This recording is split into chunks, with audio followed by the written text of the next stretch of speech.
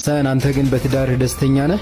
ደስተኛ በሆንም ባልሆንም ከሚስቴ ጋር የሚፈጠረው ነገር ሁሉ እያመጣው ላንተ ልነግርህ አልችልም። እኔ እናንተ የሚያገናኘን የኔ እናንተ ጓደኝነት ነው እንጂ የኔ ትዳር አይደለም።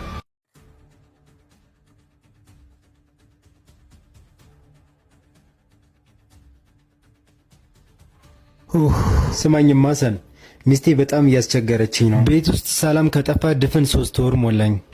ቤቴ ሳይሆን ገሃነም እየመሰለኝ ነው። ለምንድን ነው ለኔ የምትነግረኝ ታዲያ? በጣም ስለጨነቀኝ መፍትሄ እንድትሰጠኝ ብዬ ነዋ።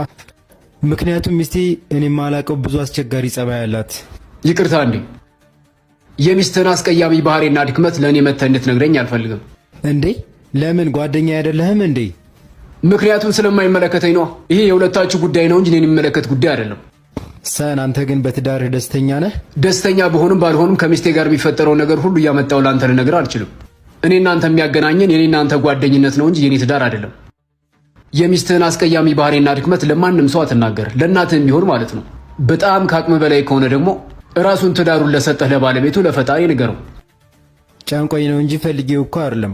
አንተ ስላልተረዳኸኝ ነው እንጂ የተሰቃየው ነው። እየተሰቃየ ሳይሆን ምርጥ ባልና